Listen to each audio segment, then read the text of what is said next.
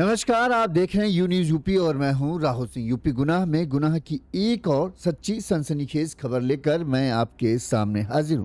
हमारी ये जो खबर है यूपी के झांसी जिले की है, जहां पर एक दिल दहला देने वाले हत्याकांड का जब खुलासा हुआ तब लोग कहें सन्न रह गए। उन्हें यकीन नहीं था कि जब इस हत्याकांड का खुलासा होगा तो इसका जो सच होगा वो कुछ इस तरह से होगा जो उन्हें चौंका कर रख देगा। दरअसल झांसी में 1 फरवरी को झांसी रेलवे स्टेशन से कुछ दूरी पर एक पुलिया है। उस पुलिया पर जो है पुलिया नंबर 9 के पास जाने वाला मार्ग है, वहां पर हनुमान मंदिर है। उस हनुमान मंदिर के पास जो है झाड़ियों में रेलवे वेंडर जगभान का खून से लथपथ शव पड़ा हुआ था। लोग आसपास से जब गुजरे तो उन्होंने लाश को देखा तो उन्होंने इस बात की सूचना पुलिस को दी। पुलिस मौके पर पहुंची, पुलिस ने शव को कब्जे में लिया, पोस्टमार्टम के लिए भेजा। वहीं जो है तलाशी ली तो तलाशी से लाश से एक जो कागजात मिले उससे पता चला कि इसका नाम, मृतक का नाम जगभान है। इसके घर वालों का पता चला। इसके बाद पुलिस ने जो है घर वालों से संपर्क किया और उन्हें बताया कि ऐसा ऐसा कुछ हुआ। वहीं पोस्टमार्टम में यह निकल के आया कि जगभान की गोली मारकर हत्या की गई। अब जैसे ही पुलिस को ने अपने जगभान के घर वालों को ये बताया कि भाई फला आपके जो वो हैं, मतलब उनकी पत्नी को बताया गया कि भाई आपके पति की हत्या कर दी गई। पत्नी का रो रो कर बुरा हाल था। वो बस यही एक सवाल कह रही थी कि आखिर किसने मेरे पति को मारा, आखिर क्यों मारा। मेरे पति 3 बच्चे हैं इनके, ठीक 1 2 नहीं 3 बच्चे हैं। इसके बाद पत्नी बस यही कह रही थी अब हमारा बच्चों का क्या होगा, हमारा क्या होगा, अब किसके सहारे हम जिएंगे। पत्नी जिस तरह से रो रही थी, बिलक रही थी, हर किसी को उस पर दया आ रही थी। हर किसी को लग रहा था बताओ सच में अब बेचारी ये किसके सहारे रहेगी। पति ही कमाता था, पति के सहारे इसका सब काम चल रहा था और उसी की हत्या कर दी गई। लेकिन इस सब में सबसे बड़ा सवाल यही था कि आखिर पति की हत्या क्यों की गई। क्यों भला जगभान को कोई मारेगा, जबकि जगभान यहाँ झांसी में रहता भी नहीं था। वो चेन्नई में रेलवे वेंडर के तौर पर नौकरी करता था, 30,000 रुपये कमाता था और वहां से करीब आधा से ज्यादा पैसा जो है 1/3 हिस्सा यहाँ घर पर भेज देता था ताकि पत्नी और बच्चे जो हैं वो उनकी किसी तरह से कमी न हो। फिर आखिर झांसी में जो है जगभान की हत्या की तो की किसने, ये तमाम बड़े सवाल थे। पुलिस को इस गिट्टी को सुलझाना था। पुलिस ने जांच पड़ताल शुरू की तो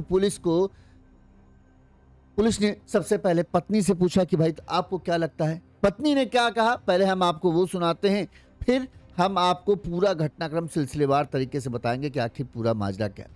सबसे सुनिए किस तरह से पत्नी जब पति की मौत की खबर मिली तो किस तरह से वो रो रही थी, बिलक रही थी। चाची से बात की थी हमारी सास ने, हमसे बात नहीं हुई। क्या करें? हमें नहीं पता क्या बात हुई उन लोगों की। फिर रात में फिर दूसरी बार स्टेशन पे है, मैंने बोल रहा है मैंने छोड़ के गाँव स्टेशन पे, बस इतनी बात हुई। लड़का से हमसे कोई बात नहीं हुई। सुना आपने पत्नी बेचारी किस तरह महिलाएं उसे चुप कराने में जुटी हुई थी कि बिटिया क्या है, जो हो गया सो हो गया, चुप हो जाओ, अपने बच्चों को देखो, अपने आप को संभालो। अगर तुम इस तरह से बिखर जाओगी तो फिर बच्चों का क्या हाल होगा। हर कोई इसी तरह से संतावना देता है। जिस तरह से जो पत्नी, इसका नाम है किरण, जिस तरह से ये रो रही थी, लोगों को लग रहा था कि बेचारी के साथ इतना बुरा भगवान भला कैसे कर सकते। लेकिन जब पुलिस ने जांच पड़ताल की, जब पत्नी से बातचीत की तो बार बार इसके बदलते बयानों से पुलिस को कुछ शक हुआ कि कुछ तो गड़बड़ है। बार बार इसके बयान में एक चीज कभी ये बोलती है, कभी कुछ और बोलती है। लिहाजा पुलिस ने जो है महिला के मोबाइल की कॉल डिटेल निकालना शुरू की। एक कॉल डिटेल के दौरान जो है पुलिस को पता चला कि एक नंबर से महिला की पिछले 6 महीनों से कुछ ज्यादा ही बातचीत हो रही है। पुलिस उस नंबर की कॉल डिटेल को, मतलब उस नंबर को ट्रेस करना शुरू किया। पता चला ये नंबर तो मध्य प्रदेश का है और मध्य प्रदेश में पुलिस जो है इस नंबर के मालिक को खोजती रही, लेकिन उसका कहीं कुछ पता नहीं चला। इसी में पुलिस को कई दिन लग गए, लेकिन आखिरकार परसों पुलिस ने जो है, परसों क्या कल कहें, पुलिस ने उस नंबर के मालिक को, जिसका नाम है शिव कुमार लोधी, उसे पकड़ लिया। उससे जब पकड़कर पूछताछ पुलिस ने की तो चौंका देने वाला खुलासा हुआ। खुलासा ये था कि जिस पत्नी के लिए लोग हमदर्दी दिखा रहे थे, उसी पत्नी ने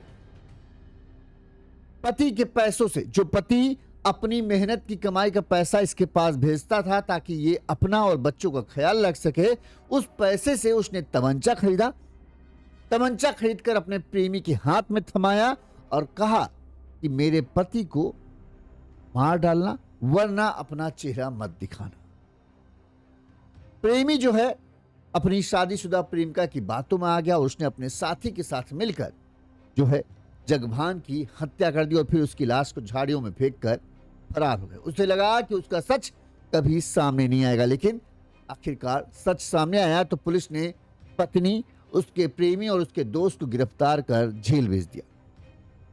जहां जब पति की लाश मिली थी तो ये पत्नी दहाड़े मारकर सीना पीट पीट कर रो रही थी। वहीं जब इसे गिरफ्तार किया गया तो इसके चेहरे के पर एक सिकन नहीं थी पछतावे की कि हाँ, इसने अपने बच्चों के सिर से उनके पिता का साया छीना। तनिक भी इसके चेहरे पर यह नहीं लग रहा था कि हाँ, अफसोस हो कि हाँ, इससे गलती हुई और इसने अपने पति को मौत घाट उतरवा दिया और अपनी हंसती खेलती गृहस्थी को बर्बाद कर दिया। यही खबर हम आपको पूरा विस्तार से बताते हैं ताकि आपको पूरा माजरा समझ में आ जाए कि आखिर पूरा मामला है कैसे और कैसे पत्नी ने, 3 बच्चों की मां ने शादी के कई साल गुजर जाने के बाद अपने पति को धोखा दिया। कैसे इसकी लव स्टोरी शुरू हुई, कैसे इसको शिव कुमार लोधी जो इसके आसपास का रहने वाला नहीं था, फिर आखिरकार उससे प्यार कैसे हुआ, ये सब हम आपको सिलसिलेवार तरीके से बताते हैं। सबसे पहले इस मामले में पुलिस ने क्या कहा वो हम आपको सुनाते हैं, फिर पूरा घटना विस्तार से हम आपको बताएंगे। पहले सुनिए पुलिस ने इस मामले में क्या कहा।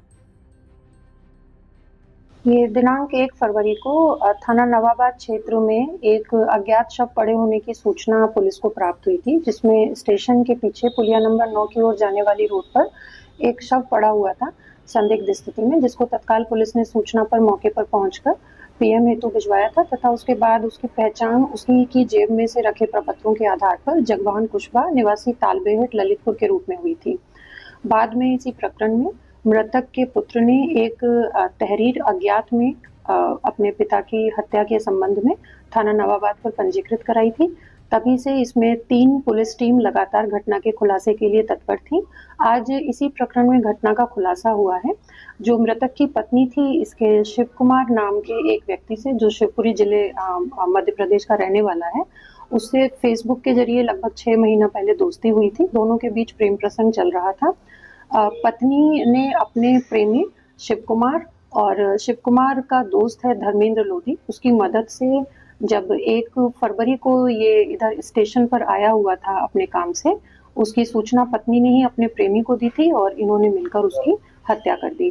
प्रकरण में तीनों को गिरफ्तार कर लिया गया है और अग्रिम विधिक प्रक्रिया पूर्ण की जा रही है। इनके कब्जे से एक मोटरसाइकिल बरामद हुई है और घटना में प्रयुक्त असलाह भी बरामद हुआ है। पूरा प्लान बनाया था मास्टरमाइंड। ये जो मृतक की पत्नी है, पत्नी के प्रेम प्रसंग में पति की उपस्थिति उसको बाधक महसूस हो रही थी, जो प्रथम दृष्टया पूछताछ में उसके द्वारा बताया गया कि पति की वजह से वो खुलकर अपने प्रेमी से मिल नहीं पा रही थी, उसको समस्या हो रही थी। तो उसी कारण फिर उसने अपने प्रेमी के साथ मिलकर ये पूरा षड्यंत्र रचा और उसके प्रेमी ने अपने दोस्त का इसमें घटना कारित करने में सहयोग लिया। आप वीडियो देख रहे हैं, वीडियो में किस तरह से पत्नी रो रही है, अब उसका सच जान लीजिए। ये पूरी घटना की शुरुआत होती है 1 फरवरी से। इसी 1 फरवरी को झांसी जिले के नवाबाद थाना क्षेत्र के झांसी रेलवे स्टेशन से पुलिया नंबर 9 जाने वाले रास्ते पर हनुमान मंदिर है। उस हनुमान मंदिर के पास जो है झाड़ियों में एक शव पड़ा था। जैसे ही आसपास से गुजर रहे लोगों ने लाश देखी, लाश एक आदमी की थी और खून से लथपथ थी। लिहाजा लोगों ने तुरंत ही इस बात की सूचना पुलिस को दी। एक आदमी की लाश मिलने की खबर मिलते ही तमाम पुलिस महकमे में हड़कंप मच गया। तुरंत ही नवाबाद पुलिस थाने की पुलिस मौके पर पहुंची। वहीं एसपी सिटी प्रीति सिंह, सीओ सिटी लक्ष्मीकांत गौतम, तमाम बड़े अधिकारी भी मौके पर पहुंच गए और जांच पड़ताल शुरू की गई। लाश के पास से रोटी, पूड़ी, सब्जी और आधा पाउच शराब भी वहीं पास में ही पड़ा था। वहीं पुलिस वालों ने जब लाश के कपड़ों की तलाशी ली तो जेब से एक आधार कार्ड मिला। आधार कार्ड से जो है मृतक की पहचान जगभान कुशवाहा उम्र 44 साल के रूप में हुई। पता चला इनके पिता का नाम सरमन है और ये तालबेहट के रहने वाले हैं। पुलिस ने तुरंत ही तालबेहट पुलिस को आधार कार्ड भेजा। वहां से पुलिस ने तेरही फाटक प्रधान हीरालाल कुशवाहा को जानकारी दी। प्रधान जो है वो परिवार को लेकर, जगभान के परिवार को लेकर तुरंत झांसी पहुंच। जगभान की पत्नी किरण अपने 2 बेटे 17 साल के राज और 6 साल के अव्यांश और एक बेटी 14 साल की शिवानी के साथ गांव में रहती थी। सास प्रेमाबाई भी उनके साथ रहती हैं, जबकि छोटा भाई अशोक का परिवार थोड़ी दूर दूसरे मकान पर रहता था। ये जगभान का जो परिवार में कहें उसकी पत्नी किरण थी। इसके अलावा 3 बच्चे थे। सबसे बड़ा बेटा 17 साल का राज, फिर उससे छोटी 14 साल की बिटिया शिवानी और फिर एक 6 साल का बेटा अव्यांश नाम है। इसके अलावा जो सास है प्रेमाबाई, वो भी जो है इन्हीं के साथ रहती थी। टोटल एक घर में 6 लोग रहते थे। बताते हैं कि जगभान जो है वो चेन्नई में जो है रेलवे वेंडर का काम करते थे और करीब 30,000 रुपये महीना कमाते थे। पत्नी किरण ने बताया कि मेरे पति जगभान 16 साल से ट्रेन में वेंडर का काम करते हैं। जब पत्नी यहाँ पर आती है, लाश की पहचान करती है, उससे जब पूछताछ पुलिस शुरू करती है कि आपको क्या लग रहा है, कैसे क्या है, तो जब डिटेल पुलिस पूछती है कि आपके पति कहाँ काम करते थे, तो उसने बताया कि मेरे पति जो हैं 16 साल से जो है ट्रेन में वेंडर का काम करते थे और चेन्नई में रहते थे। कंपनी ने पुलिस वेरिफिकेशन मांगा था। जहां पे वो काम करते, जिस कंपनी में वो काम करते थे, उन्होंने पुलिस वेरिफिकेशन मांगा था। तो उसी पुलिस वेरिफिकेशन को कराने के लिए ये 28 जनवरी को जो है अपने घर तेरही फाटक आए हुए थे। यहाँ पर पुलिस वेरिफिकेशन कराया और शनिवार रात को उनको झांसी से चेन्नई की ट्रेन पकड़नी थी, ठीक झांसी रेलवे स्टेशन से। इसीलिए शाम 4 बजे जो बेटा राज है वो पिता को जो है बस पर वहां से बिठा दिया। झांसी पहुंचने पर वे अपने चाचा झांसी सिटी जब पहुंच गए तो उनके जगभान के जो चाचा हैं, भग्गे करके उनका नाम है, और उनका घर जो है पुलिया नंबर 9 के पास ही पड़ता है। तो वहां पर जाके वो रुक गए कि भाई शाम को ट्रेन है, तब जाके चले जाएंगे। वहां से फोन लगाया और जो है जगभान को बताया कि भाई हम यहाँ आ गए हैं और अभी शाम की ट्रेन है, हम निकल जाएंगे। ये बात कर दी। और यही बात किरण का कहना है कि आखिरी बार हमारी यही बातचीत हुई कि भाई हम यहाँ आ गए, अब थोड़ी शाम को जब ट्रेन है तब चले जाएंगे।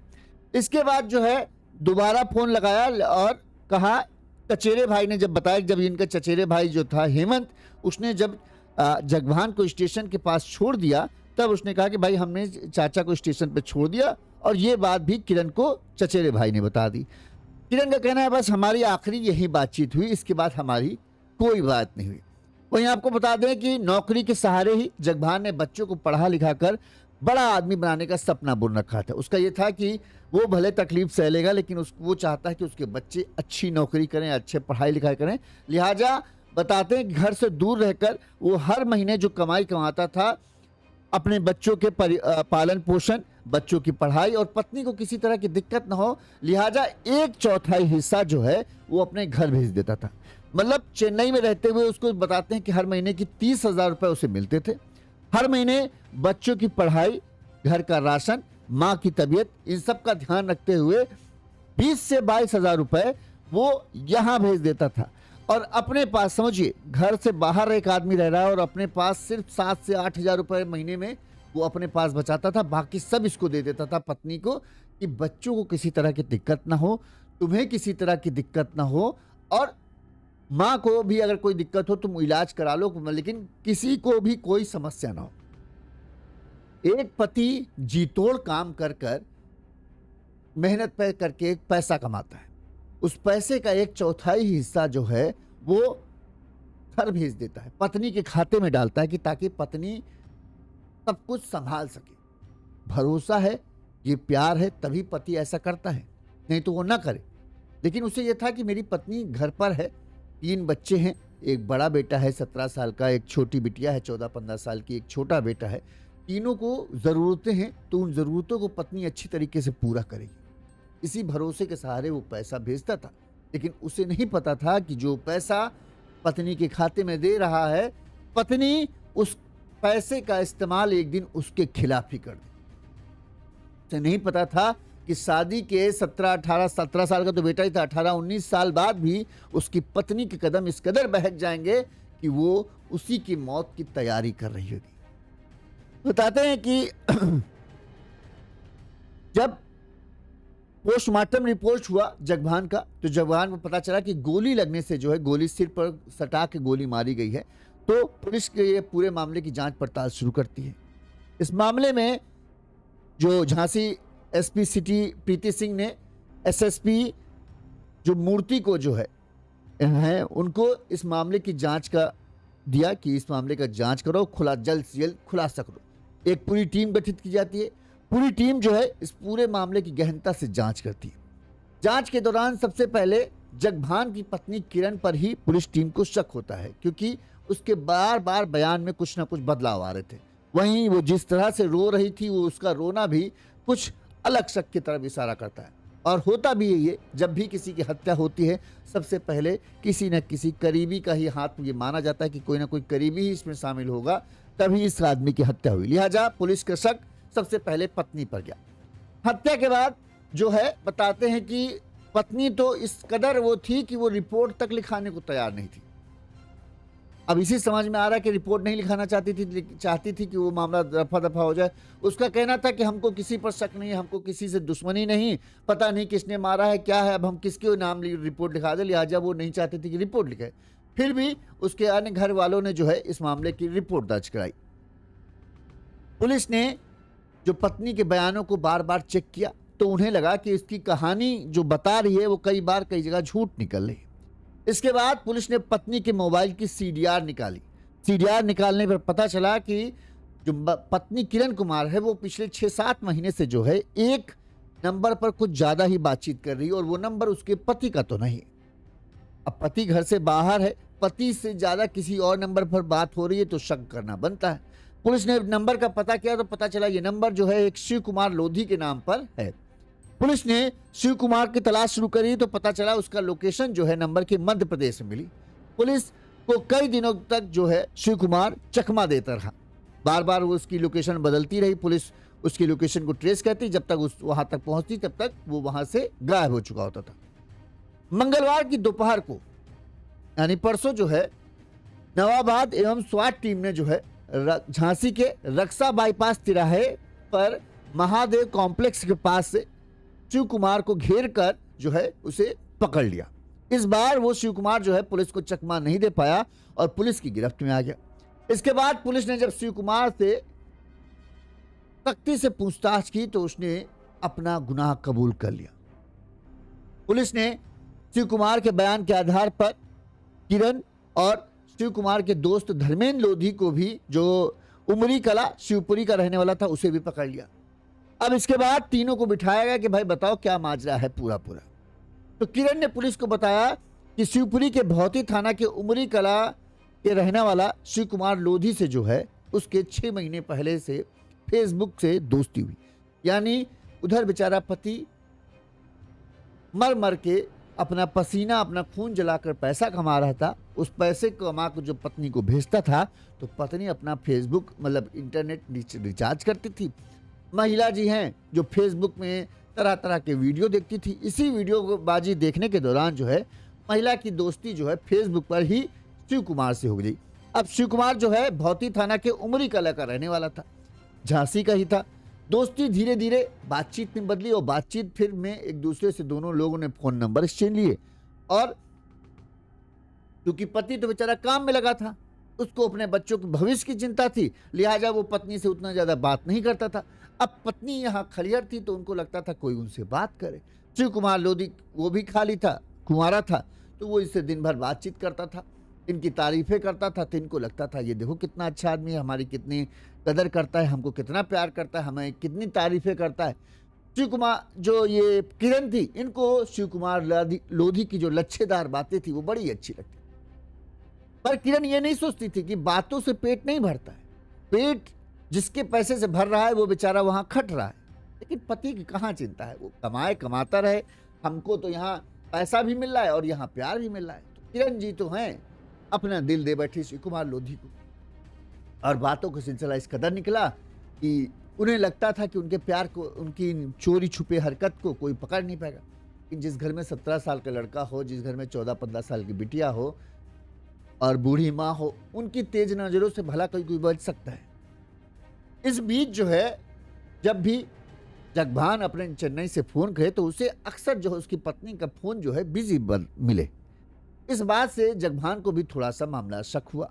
वहीं जब बेटा और बेटी से बातचीत करे तब भी उनसे भी कुछ उसे इशारा मिला कि कुछ गड़बड़ है। बताते हैं कि धीरे धीरे जो है किरण और शिव कुमार के जो है रिश्ते बढ़ते चले गए और जब पति घर पर नहीं होता था तो अक्सर जो है बहाने से, मार्केट जाने के बहाने से या किसी बहाने से किरण घर से निकलती और अपनी प्रेमी से जो है मिलती जुलती थी। वहीं जब कहें चक में जो जगभान थोड़ा सा ज़्यादा गुस्सैल होने लगा। बताते हैं जब भी छुट्टी पर जगभान आता तो वो, अब ये किरण का कहना है कि जब भी छुट्टी पर वो आते थे तो शराब पीकर उसे मारते पीटते थे और इसी शक में मारता था। इसी से परेशान होकर, चूंकि मार पिटाई अब कुछ बढ़ती जा रही थी और उसके बढ़ने की वजह ये थी कि जगभान को इसके ऊपर शक हो रहा था, लेकिन बस उसके पास कोई सबूत नहीं था। इस वजह से वो गुस्सा निकालता तो इसे मारता पीटता जब शराब पीता था। इसी से परेशान होकर जो है किरण ने प्रेमी शिव कुमार लोधी के साथ मिलकर और उसके दोस्त, शिव कुमार लोधी का एक दोस्त था धर्मेंद्र लोधी, इसके साथ मिलकर पति को हमेशा के लिए रास्ते से हटाने की साजिश रची। उसका ये था कि एक बार इसको रास्ते से हटा देंगे तो फिर हमारे और तुम्हारे प्यार के बीच में कोई दीवार नहीं रहेगी। बच्चे हैं, वो बड़े हैं, वो धीरे धीरे अपना करते रहेंगे और फिर हमें कम से कम खुल के बाहर आने जाने का मौका मिलता रहेगा। ना कोई रोकने वाला रहेगा, ना कोई टोकने वाला, ना ही किसी को किसी इस बात का डर रहेगा कि कोई हमें कहीं देख ना ले। लिहाजा किरण ने प्रेमी के साथ मिलकर पूरा प्लान बना लिया किस तरह से जो है अपने पति जगभान को, जिसकी शादी 18-19 साल हो चुके थे, उसे रास्ते से हटाना है। बताते हैं किरण ने प्रेमी जी को बताया था कि उसका पति जगभान उसके साथ मारपीट करता है और उसे फोन पर बात नहीं कर देने देता है और जो फोन उसके पास था उसको भी उसने तोड़ दिया है। इस पर शिव कुमार ने जो है किरण को एक दूसरी सिम ला के दी, एक बताते हैं फोन ला के दिया और खुद को उसका हमदर्द बनाने लगा कि तुम चिंता मत करो, तुम्हारे पति को तो ऐसा ठिकाने लगाएंगे कि किसी को कुछ पता ही नहीं चलेगा। इसके बाद दोनों के प्रेम संबंध और ज़्यादा पक्के हो गए। एक दिन बताते हैं कि जगभान ने जो है किरण को फ़ोन पर बात कर, जबकि उसने फ़ोन तोड़ दिया था, किरण को फ़ोन पर बात करते देख लिया, जिसके बाद से जो है खूब झगड़ा हुआ था और इसी के बाद से किरण ने जो है पति को रास्ते से हटाने की एकदम योजना पर अमल करना शुरू कर दिया। बताते हैं कि किरण कुशवाहा ने अपने प्रेमी शिवलोधी को तमंचा दिलाया था। उसने पति के घर से निकलने की जानकारी भी प्रेमी को दी थी। इसके बाद जो है शिवलोधी, धर्मेंद्र लोधी, उसके दोस्त ने मिलकर जो है जगभान को घेर कर हत्या की थी। पुलिस ने पूछताछ में जो है शिव कुमार लोधी ने बताया कि तमंचा के इंतजाम के लिए किरण ने जो है शिव कुमार अपने प्रेमी को 9 से 10 हजार रुपए दिए थे और कहा था एक तमंचा खरीदो। 2 सप्ताह पहले ही शिव कुमार लोधी ने जो है 2 सप्ताह पहले ही जो है जगभान की जब तनख्वाह आई तो उसने अपनी पत्नी के खाते में पैसे भेजे थे और उन्हीं पैसों से जो है, उन्हीं पैसों में से 20,000 22,000 बेचता था, उन्हीं 20-22 हजार में से 10,000 रुपए किरण ने निकाले, अपने प्रेमी के हाथों में दिए और कहा एक कट्टा खरीद लो। प्रेमी ने कट्टा खरीदा और उस कट्टे को लाकर किरण को दे दिया। प्रेमी को लगा शायद किरण ही पति का काम तमाम करेगी, लेकिन जब किरण को यह पता चला कि शिव कुमार जो है पुलिस वेरिफिकेशन के लिए यहाँ गांव आने वाला है तो उसने अपने प्रेमी के साथ प्लान सेट कर लिया कि इस बार पति घर आएगा तो जरूर, लेकिन यहां से जाना नहीं चाहिए। पत्नी किरण ने शिव कुमार के हाथों में तमंचा थमाया और कहा कि मेरे पति को हमेशा के लिए रास्ते से हटा दो, वरना अपना चेहरा मुझे मत दो। सीधे सीधे एक लाइन में उसने क्लियर बात कह दी, या तो मारो या तो फिर मुझसे कभी मिलने के बारे में सोचना नहीं। अब प्रेमी के पास जो है कोई रास्ता था नहीं, उसे यही था कि भाई प्रेमिका तो चाहिए थी, लिहाजा वो भी उसने अपने एक दोस्त के साथ मिलकर पूरा प्लान सेट कर लिया। बताते हैं कि जब पुलिस वेरिफिकेशन का काम हो गया और जिस तारीख को जो है जगभान को चेन्नई वापस जाना था, जब जगभान गांव से निकलता है, किरण ने इस बात की जानकारी अपने प्रेमी को दी फ़ोन करके, जैसे ही गांव से निकला कि गांव से निकल गए हैं। इसके बाद जब वो चाचा के घर पहुंचे, फिर से किरण ने अपने प्रेमी को फ़ोन किया कि चाचा के घर पर हैं झांसी में और यहाँ पर हैं। और जब चचेरे भतीजे ने ये कहा कि हम उन्हें झांसी रेलवे स्टेशन के पास छोड़कर आ गए हैं, तब फिर से किरण ने अपनी प्रेमी को फ़ोन किया कि अब यहाँ पर वो मौजूद है। और इसके बाद जो प्रेमी शिव कुमार लोधी वो तमंचा लेकर और उसका साथी बीच रास्ते पर तैयार थे। जैसे ही शिव कुमार जो जगभान उसे दिखते हैं, उन्हें बताते हैं किसी तरह से बातों में, क्योंकि जगभान शराब पीता ही था, इन्होंने बड़े ही अच्छे से उससे दोस्ती की, बातचीत की और शराब पीने के आने कि अभी ट्रेन में टाइम है, चलो आओ जरा बाहर चलते हैं, थोड़ा सा 1-2 पाउच लगा लेते हैं। इसी बहाने से ये इधर ये जो पुलिया है, 9 नंबर पुलिया झांसी रेलवे स्टेशन के पास जो हनुमान मंदिर है, हाँ, पुलिया नंबर 9 जाने वाले मार्ग पर हनुमान मंदिर के पास पहुंचते हैं। यहाँ पर थोड़ा सुनसान रास्ता रहता है और ये झाड़ियों के पास बैठकर शराब थोड़ा सा पी ही रहते पाउच से। तभी सीधे शिव कुमार लोधी ने उसके फिर से तमंचा सटाया और एक ही गोली में उसे मौत के घाट उतार दिया। वहीं पर शिव कुमार जगभान की जो है मौत हो गई और इसके बाद शिव कुमार लोधी और धर्मेंद्र लोधी जो है वहां से फरार हो जाते हैं। इसके बाद शिव कुमार लोधी एक बार फोन करता है किरण को ये बताने के लिए कि काम हो गया, तुम्हारे पति को मैंने मौत के घाट उतार दिया। पत्नी इसके बाद रोने का ड्रामा करने की तैयारी शुरू कर चुकी थी। उसे बस था कि जैसे ही उसके पास एक खबर आएगी कि हाँ पति मर गया, उसके बाद तो उसको अपना रोने धोने का ड्रामा शुरू करना है और कुछ करने की जरूरत नहीं। और वो इसी तैयारी में बैठ भी गई थी। जैसे ही यहाँ लाश मिलती है, पुलिस गांव में सूचना भेजती है कि भाई ऐसा ऐसा आदमी मिला है जिसके लाश के पास से आधार कार्ड मिला है, इसमें आपका एड्रेस है। जो किरण थी वो खूब दहाड़े मारकर रोना शुरू करती है। बताते हैं गांव से लेकर झांसी जहां पोस्टमार्टम हाउस थे वहां तक जब तक पहुंचती है तब तक उसके आंसू बंद नहीं होते। लोग देख कर तरस खाने लगते हैं कि बचाओ बेचारी के साथ कितना बुरा हो गया, कितना क्या होगा उससे। वो बस वही मेरे बच्चों का क्या होगा, मेरे बच्चों की पढ़ाई के लिए जो कितनी मेहनत मेरे पति करते थे, पति कितना त्याग करते थे, अब मेरे बच्चों का क्या होगा, बस यही रोदना। और जब अब सब सामने आया है, जब परिवार के लोगों को पता चला कि जो झांसी गांव से लेकर झांसी तक पहुंचने तक रो रही थी, असल में उसी ने अपने प्रेमी के हाथ में तमंचा थमाकर ये कहा था कि पति को मार डालना है, किसी भी लिहाज में बचना नहीं चाहिए, आज झांसी से ये बाहर नहीं जाना चाहिए, अगर वो चला गया तो अपना चेहरा मत दो।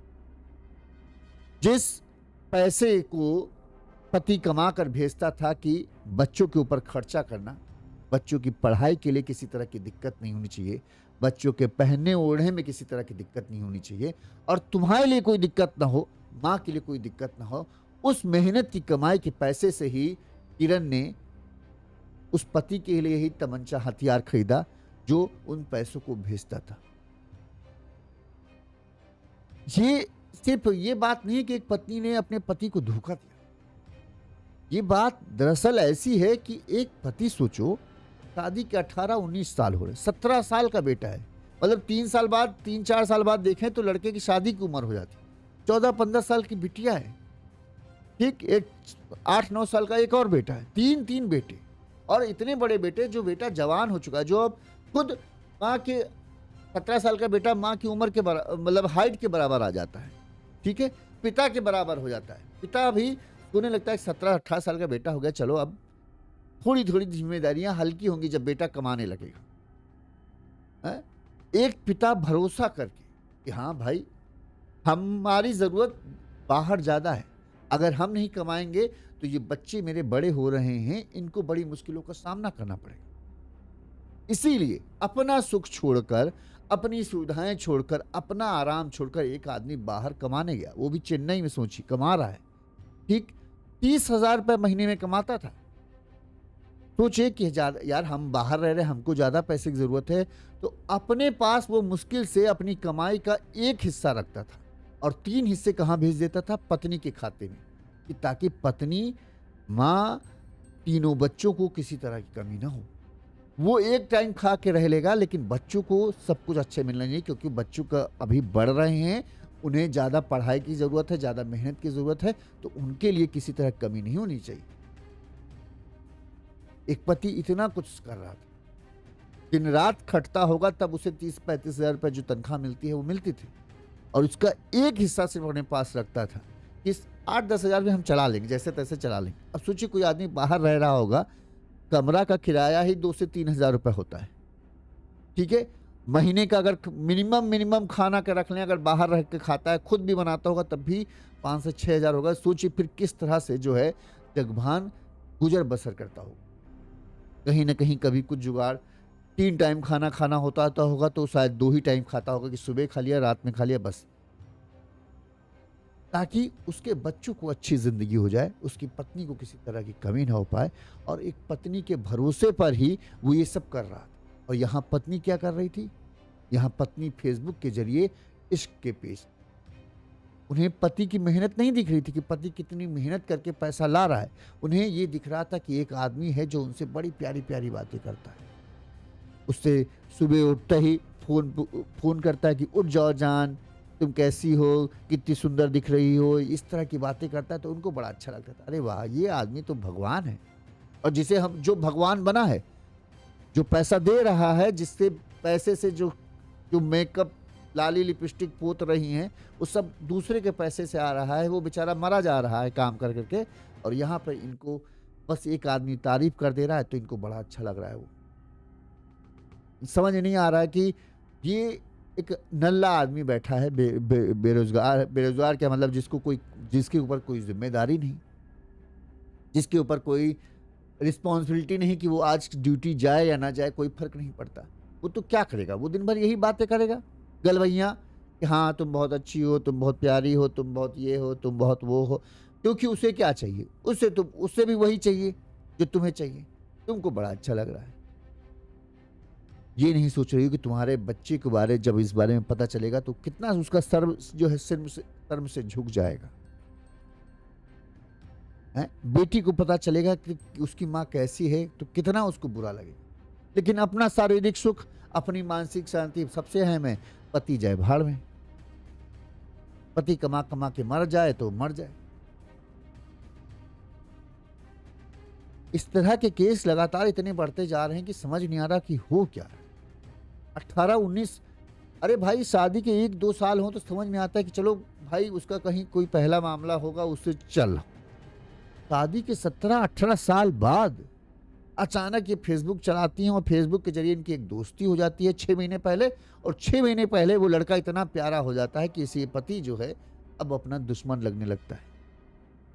पति क्या कर रहा है, कैसे कर रहा है, वो सब भूल जाते हैं। उनको बस दिखने लगता है कि वो मेरा प्रेमी बहुत अच्छा है और अब मुझे उसके साथ ही रहना है। ना बच्चों की चिंता, ना परिवार के मान सम्मान की चिंता, और बस प्रेमी चाहिए।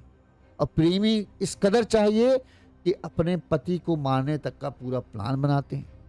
पति के पैसों से ही तमंचा खरीदा जाता है, प्रेमी को हाथ में तमंचा थमाया जाता है और कहा जाता है कि पति बचना नहीं चाहिए। जब पति मर जाता है तो किस तरह से ड्रामा करते हैं, देखिए सुनिए। छोटी सी क्लिप है हमारे पास, ये ड्रामा होता है। चाची से बात की थी हमारी सास ने, हमसे बात नहीं हुई। क्या करें? हमें नहीं पता क्या बात हुई उन लोगों की। फिर रात में फिर दूसरी बार स्टेशन पे है, मैंने बोल रहा है दुनिया को दिखाने के लिए हमको बहुत दुख है और असल में अंदर ही अंदर बहुत खुश, अरे वाह अब तो पति मर गया, अब कुछ दिन में केस बंद हो जाएगा, इसके बाद फिर हम अपने प्रेमी से जब चाहे जहाँ चाहे मिलेंगे, मौज से रहेंगे। दुनिया के सामने बस हमें थोड़ी सी सफ़ेद साड़ी पहननी पड़ेगी, बाकी तो हम रंगरलियाँ खूब मनाएंगे। कोई हमें अब रोकने नहीं वाला, कोई हमें टोकने वाला नहीं। बहरहाल यही हकीकत है, आजकल यही हो रहा है। इस खबर पर आपकी क्या राय है, हमें कमेंट करके ज़रूर बताइएगा। साथ ही अगर आपको हमारी खबर अच्छी लगती है और आपको लगता है हम सही तरीके से खबरें दिखा रहे हैं, तो आप भी हमें हमारे इन दर्शकों की तरह आर्थिक तौर पर मदद भेज सकते हैं, ताकि हम अपने चैनल को और ज़्यादा अच्छे से आगे बढ़ाएं। और अगर आप हमें मदद देना चाहते हैं आर्थिक तौर पर, हमें डोनेट करना चाहते हैं, तो हमारा फ़ोन पे नंबर स्क्रीन पर ये आप देख रहे होंगे नीचे फ्लैश हो रहा है। इस नंबर पर आप अपने सामर्थ्य अनुसार, अपनी क्षमता अनुसार हमें आर्थिक तौर पर मदद भेज सकते हैं। हम जो मौर्या स्टोर हैं उन्होंने 225 रुपये भेजे, मोहम्मद साजिद जी ने हमें 100 रुपये भेजे हैं, मोनू शर्मा जी ने हमें 100 रुपये भेजे, हम इन सभी के आभारी हैं। इसी तरह से आप अपना सहयोग देते रहें, बहुत बहुत धन्यवाद। और ज़रूरी नहीं कि आप भेजें, अगर आप भेज सकते हैं तो हमारा फ़ोन पे नंबर है, इस पर भेजिए अपने सामर्थ्य अनुसार। ज़रूरी नहीं जितना इन्होंने भेजा उतना ही भेजे, जैसा आपको जो ठीक लगे आप उस हिसाब से मदद कर सकते हैं। इसी तरह से तमाम बड़ी खबरें हम आप तक पहुंचाते रहेंगे।